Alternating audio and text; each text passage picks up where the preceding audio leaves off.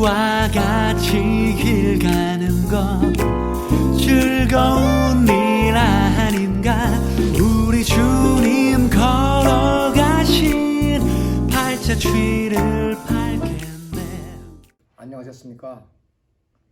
네, 지난 시간에 이어서 강의를 계속하겠습니다.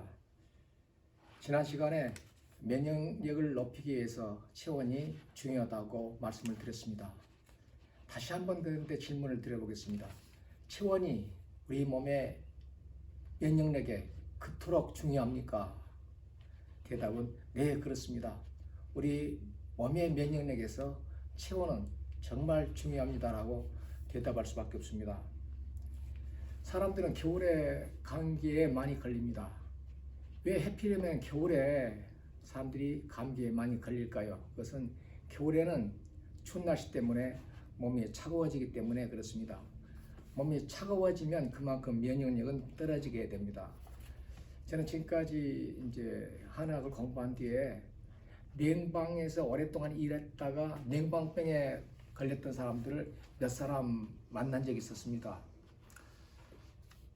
그 사람들이 냉방에서 오랫동안 일을 하지 않았더라면 걸리지 않았을 병에 걸려서 오랫동안 고생하는 걸 봤거든요.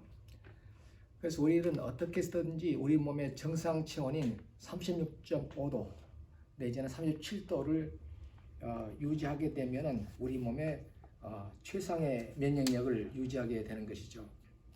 그러나 만약에 체온이 36도가 되지 못하고 35.5도가 되면 어떤 현상이 생길까요? 그것은 그때는 자율신경실조증, 배설기능 저하증, 알레르기 증상들이 나타나기 시작합니다. 그러다가 체온이 더 낮아져서 35도가 되면 우리 몸에서 암세포가 증식하기 시작합니다. 그런데 여기에서 몸이 온도가 더 낮아져서 34도가 되면 생명의 유지가 곤란해집니다. 이만큼 체온은 중요합니다. 아무리 의학이 발달하고 생활이 윤택해져도 사람들의 몸에서 체온이 떨어지면 여러 가지 질병들이 생기게 됩니다. 요즘에는 사람들을 괴롭히는 것 중에 하나가 암이거든요. 우리는 암에 대해서 여러 가지 암의 종류를 들었을 것입니다. 후두암, 뇌암, 설암, 췌장암, 대장암, 유방암 등등의 많은 그 암의 종류를 들었을 텐데요.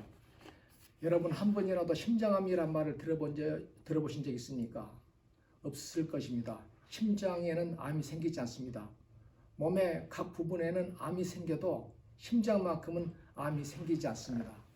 그러면 왜 심장에는 암이 생기지 않을까요? 심장은 1분에 60 내지 80번 정도의 그런 비팅을 하게 됩니다. 펌프질을 하게 되죠. 그래서 그 운동을 열심히 하는 심장은 온도가 높습니다. 그래서 암세포라 할지라도 온도가 높은 심장에서는 절대 암이 생기지 않아서 우리는 심장암이란 말을 들어볼 수가 없는 것입니다. 한마디로 몸이 따뜻해야 우리 몸이 살 수가 있는 것입니다. 우리 몸이 차가워지면 생기는 증상들을 저희들은 눈여겨봐야 합니다. 어떤 증상들이 생기냐면 눈 아래가 검어지는 다크서클, 혈관들이 튀어나오는 정맥류, 그리고 자주 생기는 두통, 팔꿈치, 무릎, 허리에 생기는 관절의 통증, 복통, 불면, 빈뇨증, 치질, 방광염, 어지럼증, 귀울림, 손이나 다리가 붓는 것, 잇몸에서 피가 자주 나거나 코피를 자주 흘리는 증상, 멍이 쉽게 드는 증상 등등은 우리는 우리 몸이 차갑지 않는 증상으로 받아들여야 하는 것입니다. 가장 간편하게 자기 몸의 체온을 측정해 볼 수 있는 방법이 있는데요. 한의학에서는 우리의 그 복부를 우리 몸의 중심으로 여기고 있습니다. 그래서 우리 몸에서의 아랫배, 배꼽 아래의 배를 손으로 만져보아서 따뜻하면 우리의 몸은 따뜻한 것이고, 우리의 손으로 배꼽 밑에 그 하복부 손으로 만졌는데 차게 느껴지면 그때 몸은 찬 것이죠. 아무리 손과 발이 따뜻하고 흉부가 따뜻하고 머리가 따뜻해도 아랫배가 차면 그 사람의 체온은 찬 것이라고 보면 되는 것입니다. 그럼 어떻게 해서 우리의 몸의 체온은 올려주어야 할까요? 가장 빠른 방법은 목욕입니다. 그냥 샤워만 하는 것으로는 몸을 데울 수가 없습니다. 우리 몸을 따뜻한 물이 담겨있는 욕조에 한 20분 정도 담궜을 때 몸은 비로소 따뜻해지는 것입니다. 목욕 중에서도 우리 몸의 허리까지 물에 담그는 반신욕이 혈액순환에 대단한 도움을 줍니다. 왜냐하면 데워진 그 아랫부분에 피가 올라가고요.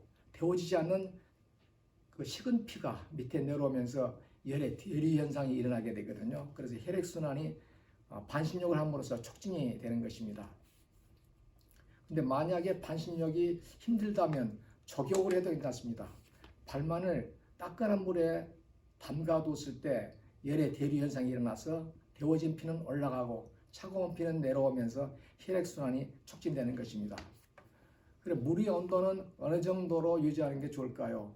약간 따끈한 정도의 온도, 그러니까 39도C 정도가 가장 적합한 온도가 되겠습니다.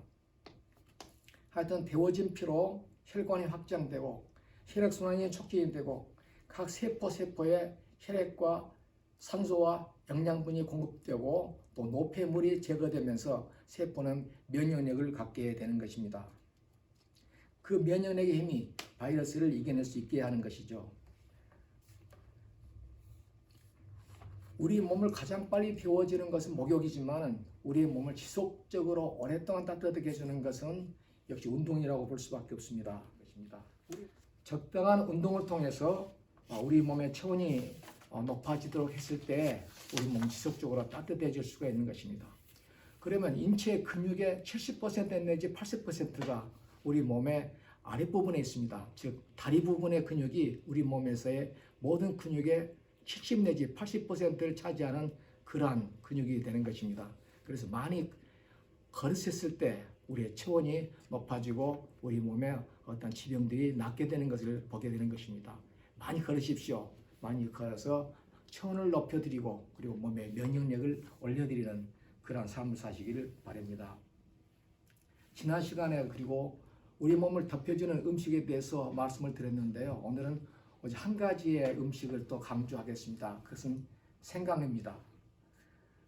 14세기에 유럽에 흑사병이 창궐했습니다. 그래서 유럽 인구의 3분의 1이 사망을 했거든요. 그래서 마을마다 희생당하지 않는 그런 마을이 없었습니다. 많은 마을마다 자기 사랑하는 친지 가족을 잃고 슬퍼했습니다.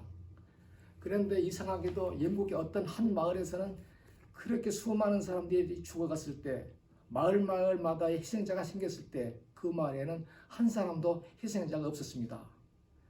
나중에 흑사병이 지나간 뒤에 영국의 왕이 신하를 파견했습니다. 도대체 저 마을에는 왜 희생자 하나도 없었는가? 신하가 가서 그 마을 사람들의 삶을 살펴보니까 그 마을 사람들은 유독히 생강을 많이 먹는 것을 발견했습니다. 그래서 그들이 유럽에 창궐했던 흑사병을 이겼던 그 원인이 생강을 많이 먹는 데 있었음을 발견하고는 14세기 때부터 이제 영국에서 생강으로 만든 음료 진저 에일이 그렇게 이제 생겨나게 된 것입니다. 아직까지 계속 이어지고 있습니다. 여러분은 생강을 어떻게든지 많이 드셔서 몸을 데피는 그러한 그 축복을 누리시기를 바랍니다. 저희들이 그 생선회를 먹을 때 생선회는 몸을 차게 합니다. 그러니까 횟집에 가면은 생선회 옆에 그 생강의 그 절편, 생강을 자른 그러한 그 생강 절임을 보게 되거든요. 몸을 차갑게 하는 생선회를 먹을 때 생강을 먹음으로써 몸을 다시 덮여주기 위해서 그런 것이죠. 그래서 생강을 국에 넣어서 끓여 드셔도 좋고 생강차를 마셔도 되고 생강을 잘라서 꿀에 재워서 드셔도 됩니다. 어떻게 해서든지 생강을 많이 드시는 그런 생활을 또 영위하시기를 바랍니다. 드릴 말씀은 많은데 시간 관계상 이 정도로 저희 강의를 마치겠습니다. 감사합니다.